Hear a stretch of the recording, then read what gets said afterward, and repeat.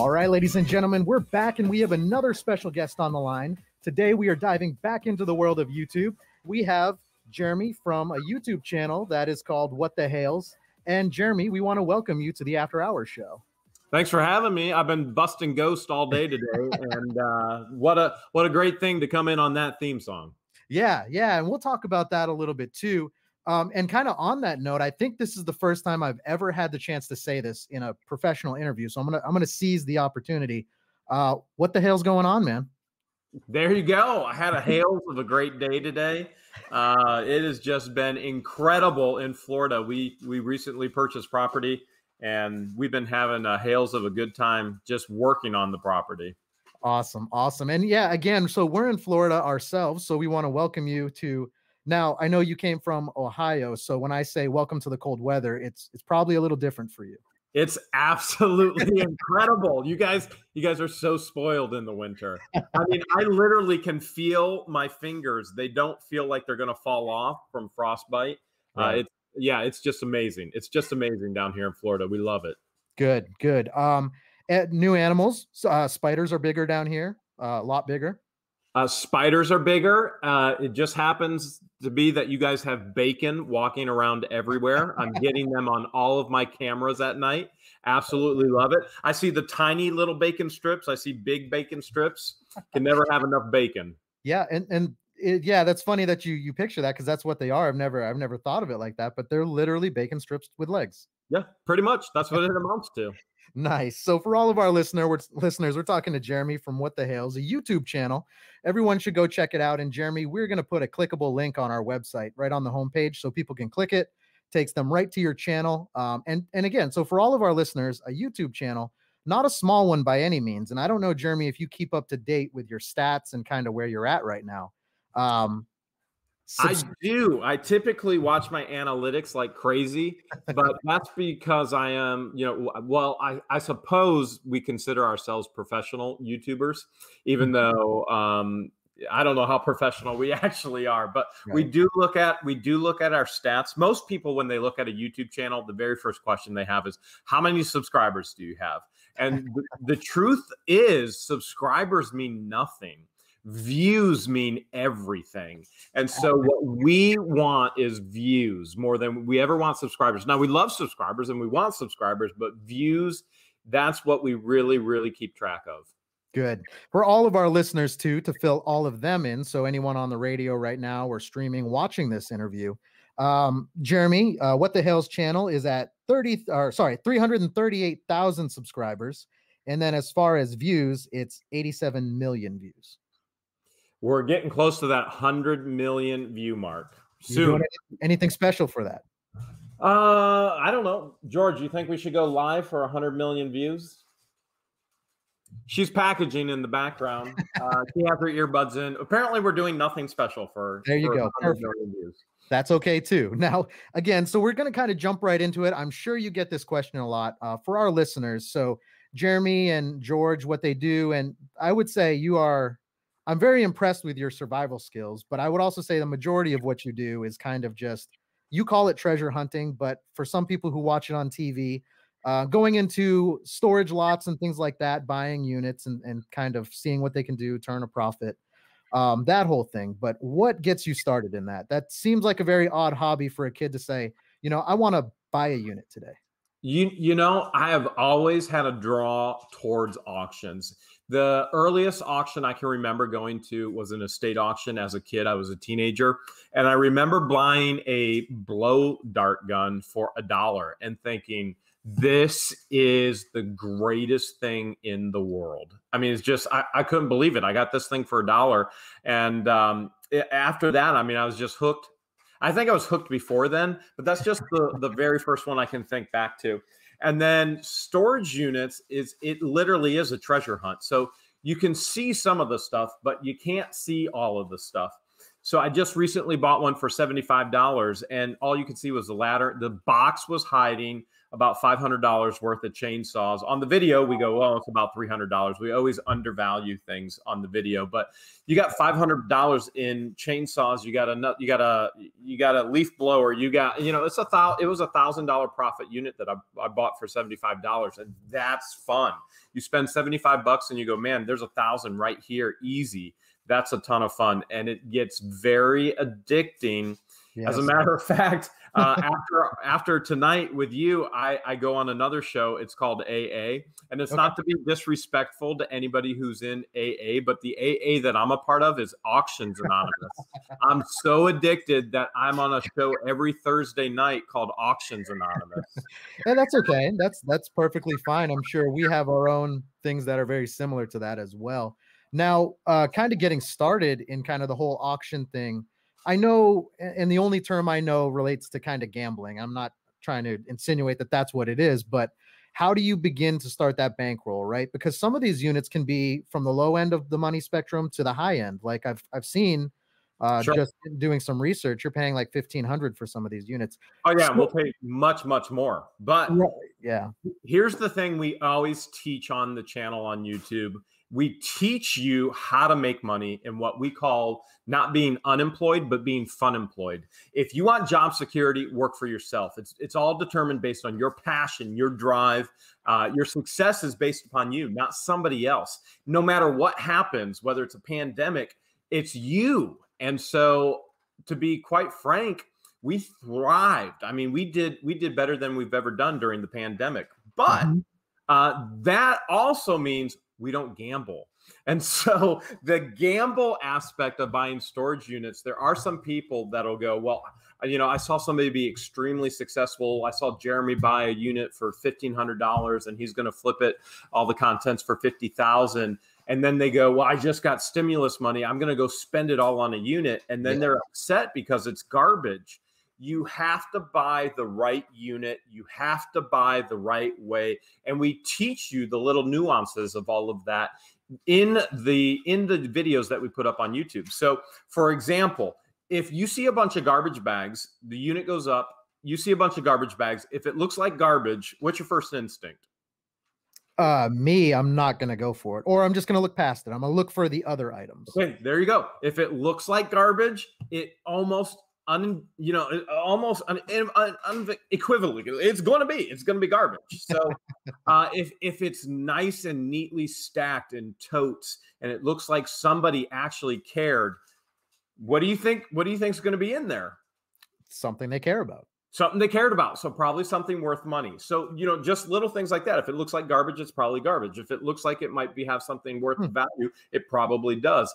Those little nuances make you a good buyer, not a gambler. We call it calculating the risk. And it's a very, very calculated risk. And honestly, we take all the risk out of it. We've never lost money doing it. Really? Never once lost money? Never once lost money. We do not buy garbage. What we always tell people, you got to bid. You got to see the one thing that you can flip immediately. And that's your purchase price, and everything else is profit. So let's say I see a refrigerator, and I know in my area that refrigerator will sell. Let's say it's a stainless steel refrigerator, and I know in my area it'll sell for $200. And then I go, all right, there's my max bid, $200, because everything else is going to be profit. And so you can do this on a daily basis, and frankly, you can make a ton of money doing it. That's some good advice. I never would have thought of that. Makes total sense, though. Now, let me ask you this. This kind of wasn't something I had intended to ask, but it just popped up. So how frustrating. You're trying to be very calculated. You're at an auction, and these people are just betting like crazy because they have money. Now you're paying more. How many times does that happen where it pushes you out of a unit? Well, it happens a lot more because of the YouTube channel now. So we've bought units all over the United States. And when people see us bid, now they go, well, Jeremy sees something or George sees something and they make money. Therefore, I've got to get this unit. So what happens is the unit actually goes for more. So I've gone to the point of even bringing a paid employee to an actual auction, and they bid for me. And the other auction goers don't know that that's a paid employee and they're bidding for me. But you're going to see ebb and flow in all of the prices in storage units. For example, tax return season, man, I'm telling you, people will burn a hole in their pocket. So April, May, step back from the storage units, because people are going to spend stupid money on garbage, and it is garbage. I've seen units just filled with garbage go for $500, $600, $700. It literally was somebody dumped their garbage in there, but they went, oh man, we saw What the Hales, or we saw somebody else, or we saw Storage Wars, and we're going to make a ton of money. And they lost it all. And I just sit there and I shake my head and I'm going, no, please do it right. Do it right. Do it right. But they don't. But then come November, December, man, you can pick up units that I, for $1 that I could flip for 10 grand, just because everybody's so consumed with the holidays. They're not even at the auctions. It's cold. They don't want to go outside. I always tell people, the worse the weather, the better the profit margin. Go out there and suffer. And I promise you, if you suffer, you're going to get the big win, and you're going to get the big payday as well. Yeah, no, that's like a superpower, right? So, I mean, exactly. You could start bidding and make everyone waste their money, and then you just swoop in for the. Now, obviously, that'd be using your power for evil, but for all of our listeners, we're talking to Jeremy from What the Hales, and we're talking about some units and kind of just what we see on his YouTube channel. Now, I guess I'm looking for. I'm just out of curiosity. Top 3 strangest things you found in a unit. Strangest thing. Okay, in a unit. We always get this question. What was the grossest thing? What was the strangest thing? And it was right before we moved to Florida. So we bought 70 acres down in Levy County. We moved to Florida, but right before that, like a month and a half, we bought a unit. It had a safe in it. And that safe had a good $400 plus of silver. That silver paid for the entire safe. But the other weird thing that was in that safe, all right, downright stinking crazy. I don't know if this is appropriate for your show, but there's no line there. You're good. You're safe. Okay, it was a plastic bag, and it was labeled Rosie's bush, Rosanna's bush. And it literally was, the hedges were trimmed, and somebody kept the trimmed hedges. The bush was in the plastic bag. Now I have that in my warehouse in Ohio, and it's going in a shadow box, and it's to be framed as one of the grossest and strangest things we've ever found. Nice shadow box status. Those are those really nice ones too. yeah, we're not messing around, because the question comes up so often. We want to be able to just point and go, there it is, Rosanna or Rosie's bush. So we find teeth. That's always creepy. But if you think about it, if you have kids and you're like, well, I kept the teeth, what does the tooth fairy do with the teeth? But when you find them in a storage unit, creepy. When they're your own kids, not so creepy. Toenail, fingernail clipping. Oh, just weird stuff, man. Yeah. Have you ever found anything that has kind of been too much where you've had to report it to the police? So we have found drugs. There's 3 things you're going to find in every storage unit, almost nonstop. Okay. And we share this on the channel as well, but you're always going to find drugs. I have no idea why, but 99.9% of the storage units we buy, there's going to be drugs, there's going to be adult toys, and then there's going to be porn as well. So we have had our fair amount of drugs, and we have reported drugs to the police. We have also had something that we shared in a video, and one of our viewers contacted the FBI. The FBI actually showed up on my front porch.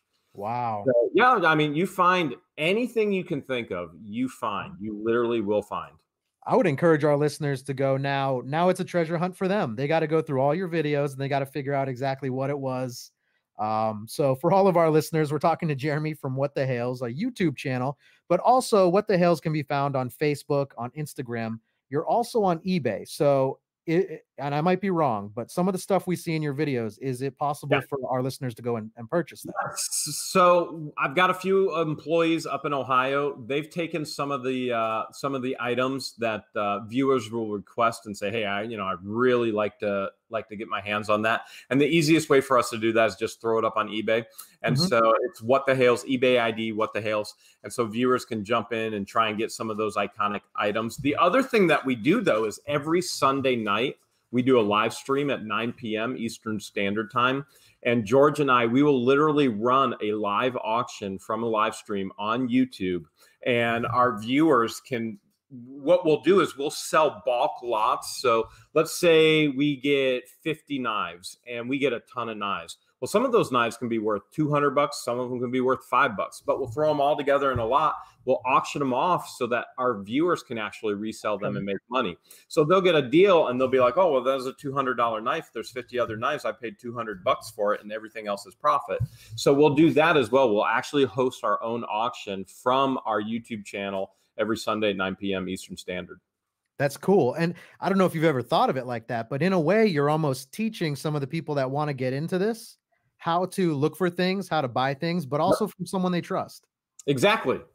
And we love it when viewers actually buy from us. A lot of them will then make a video of what they sold, how much money they made. And we love that. That's why we do it. We do it for the viewers so that we started the channel to encourage people to be what we call fun employed again. So fun employed is the greatest thing in the world. It's not about making the money. It is freedom.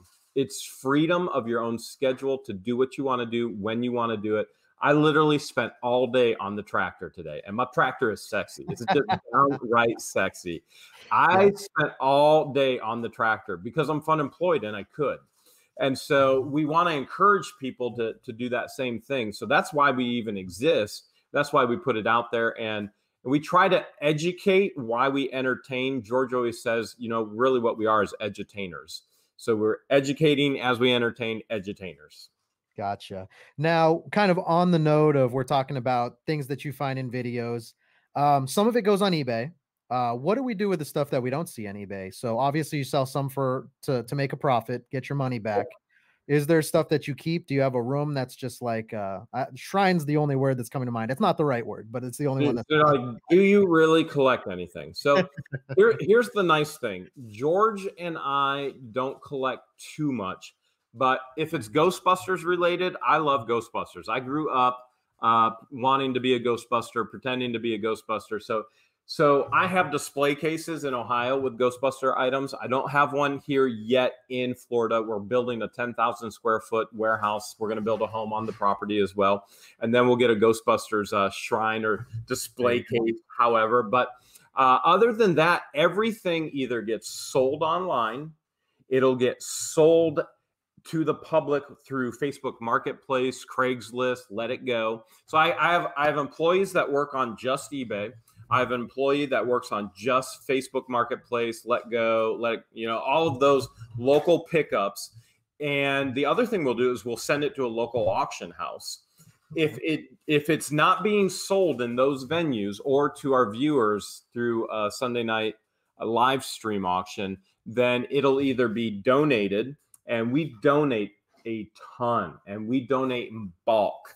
And we donate to Goodwill because Goodwill is the only organization that can handle the volume that we actually donate. So they're the only ones that can handle it. So a lot of people will go, oh, you know what, try this local ministry or try this place or try this place. We get turned away and turned away and turned away and turned away. Goodwill is the only one that can handle our volume. And so it all goes there. Or if it's garbage, I mean, come on, you don't want us bringing just a bag of garbage of, empty cans and McDonald's leftovers, and it just goes in the garbage. So it's either sold, donated, or it goes in the garbage. Those are the three venues. Fair enough. Now, if I'm not mistaken, your listeners, I don't know how long it's been going on for, but they'll send you stuff too. So when you get this new warehouse and everything all set up, is there going to be videos or a section just for your listeners, everything they send you kind of? Well, yeah, we do that in Ohio. We'll do that here in Florida as well as we get set up. And one of our real dreams is to kind of set up a place in Florida for kind of YouTube meetings and get-togethers. So we actually are going to set the property up to where people can bring in campers. And right now, one of the things we're even tossing around is doing a viewer or a fan get-together or a meetup. A lot of YouTubers will be like, well, let's do a meetup. We'll meet at this specific location. Well, we rather do something epic. So for example, we met up with fans and viewers. We said, hey, we're going caving in West Virginia. Anybody who wants to come, we're your guide. We'll take you in. We're going to have a hails of a good time. And it was amazing. Right now, we're throwing around the idea of actually inviting all of our viewers to do a actual treasure hunt on the property. We know this property has been abandoned for quite some time. We know there's dinosaur bones all over it. We know there's Indian artifacts all. Oh yeah, we just posted a video last week. We got mammoth bone, mammoth teeth. It's really amazing. It's amazing. It's the reason why we bought the property. We bought the property knowing that the artifacts on the property will beyond pay for the property.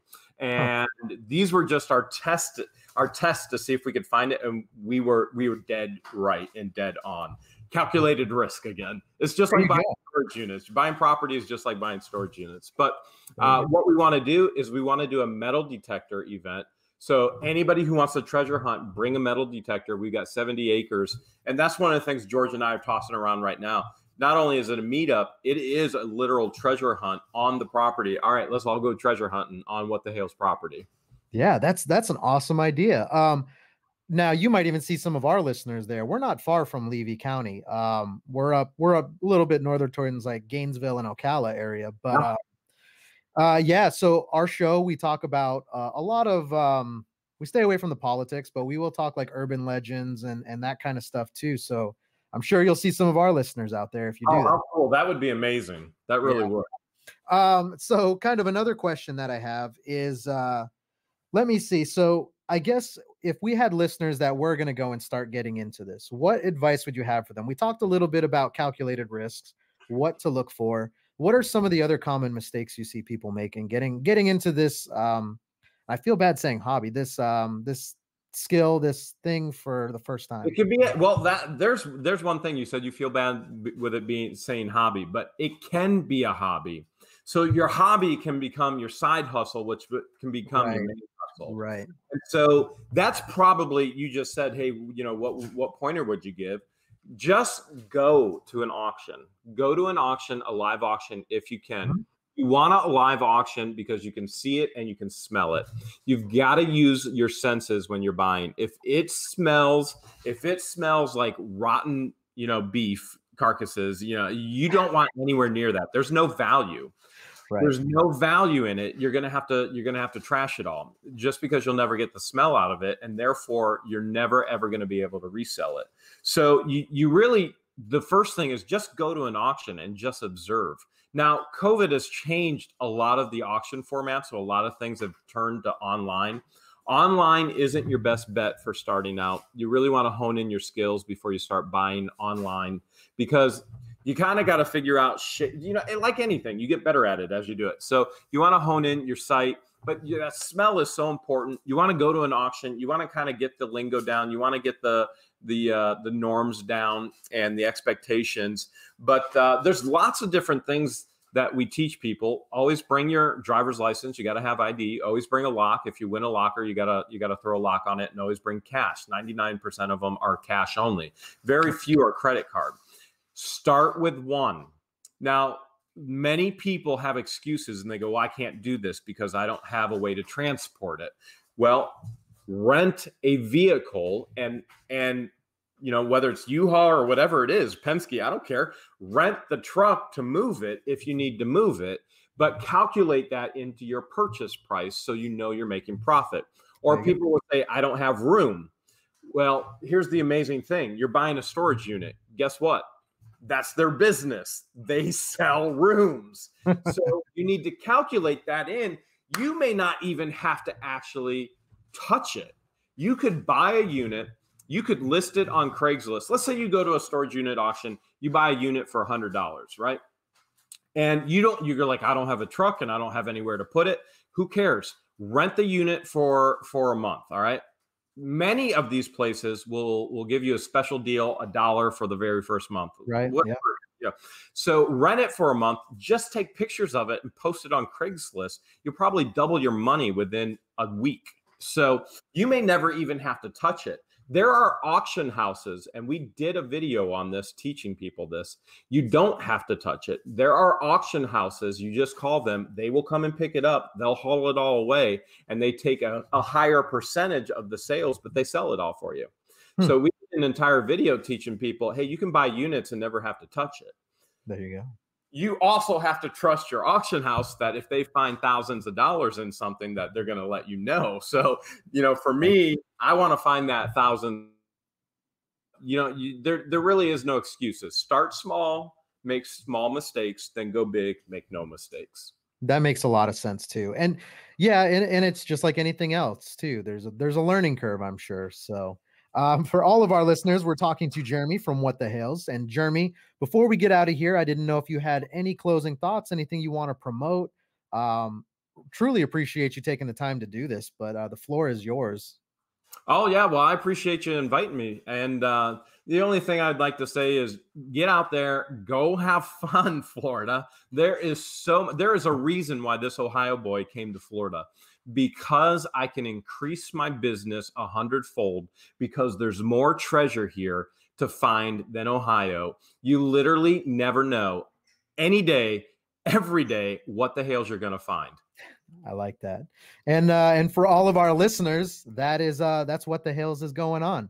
Jeremy, we want to thank you for joining us on the After Hours show. You're welcome back anytime. Appreciate it. Thank you so much. All right.